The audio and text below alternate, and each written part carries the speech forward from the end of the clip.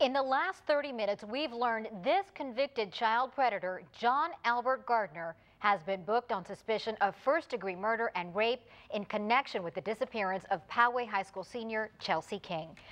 King's parents were told that serious charges were a possibility, even though their daughter has not been found. Gardner was arrested this afternoon at Hernandez Hideaway Restaurant near Lake Hodges in Escondido. We have comprehensive coverage on the arrest and details on exactly how police linked him to King's disappearance. We begin right now with 10 News reporter Jennifer Kim. It's been an active scene here all night on Matnell Road, where detectives are searching the home of John Gardner's parents. His mother told detectives he had been here since Tuesday. John Albert Gardner was arrested Sunday afternoon after an exhaustive 72-hour search. Multiple sources close to the investigation told 10 News underwear had been found in Rancho Bernardo Community Park, near the area where they also found a shoe. Sky 10 was over that discovery Friday afternoon.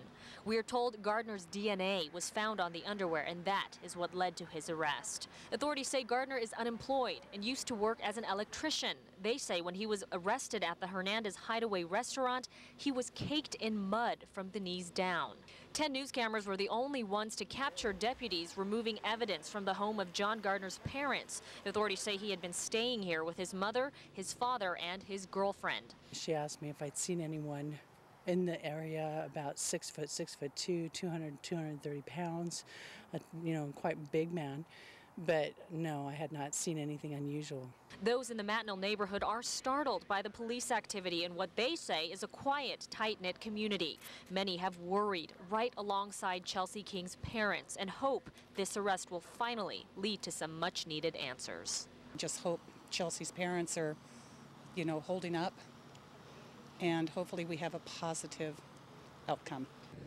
Authorities are also searching his home in Lake Elsinore, where he lived with his grandmother. Gardner has been questioned extensively by police in jail, where we are told he denied everything. In Rancho Bernardo, Jennifer Kim, 10 News. Tonight, King's parents released this statement about the new developments. It reads in part, "Nothing will change for us until our beautiful daughter, Chelsea King, comes home. We will continue searching for her, and we ask that all of you do the same until she's back with us." We have the family's full statement on our website at 10news.com. Now, the search for King is still moving forward at this hour, and there is still hope that she will be found alive. 10 News reporter Lizzie Lon continues her team coverage live from the command center in Rancho Bernardo with the new information on the suspect's background. Liz? Tika, since news of the arrest, we've been digging into Gardner's past. We've found multiple addresses for where he's lived and also at least one prior conviction of a sexual offense. At approximately 4:20 this afternoon, investigators with the Fugitive Task Force arrested 30-year-old John Albert Gardner III. This man is now the best hope of finding King alive. John Albert Gardner III was arrested here outside Hernandez Hideaway Restaurant in the 1900 block of Lake Drive in Lake Hodges. 10 News went by to check it out, and 2 police units were still on the scene tonight. We gathered numerous pieces of physical evidence, and some of that physical evidence tied us to identifying Mr. Gardner as possibly involved, and that's why it led to his arrest. Gardner is a registered sex offender with the state of California. Megan's Law website shows one previous count of lewd or lascivious acts with a child under 14 years old. The site doesn't say when or where that happened. 10 News checked multiple databases and found addresses for Gardner in Lake Elsinore, Mira Mesa, and Escondido. Our homicide investigators are questioning Mr. Gardner at this time, and hopefully some more information will be obtained from him. Sheriff Gore said homicide taking over doesn't mean that King is dead, but it's just standard in cases like this. Shortly after the arrest, Sheriff Gore broke the news to King's parents. And they were hoping they would have news that we'd found their daughter. Obviously, that's not the case, but they remain hopeful, and so are we. Armed with new information, search crews are refocusing their efforts, but not stopping. And I want to emphasize this investigation is not over. Our primary goal in all of this is to find Chelsea King. The search continues tonight, and deputies we spoke with since the booking say this is still very much a rescue mission. In fact, in the past 5 to 10 minutes, we've seen quite a bit of activity, a lot of law enforcement units coming back and forth throughout here at the Rancho Bernardo Community Center where we are live tonight. The search is going to continue through the night and on into Monday morning and Monday all through the day. Back to you. Now, Sheriff Bill Gore told us there is a strong possibility that this case is linked to the December attack of a jogger. Take a look at this map. It shows the proximity of the two crime scenes. King's location on top, the joggers towards the bottom of your screen. In the December case, the jogger broke the attacker's nose, so detectives would have DNA to compare. 10 News also dug into another missing case.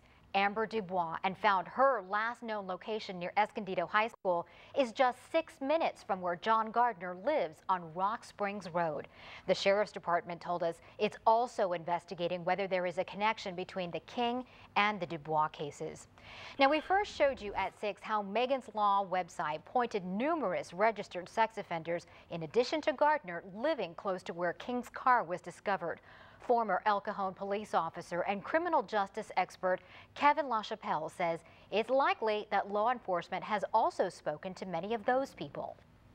They will be conducting a very thorough investigation, I'm sure, which includes even looking for registered sex offenders that may be residing in the area, any reports that anyone has had in that area.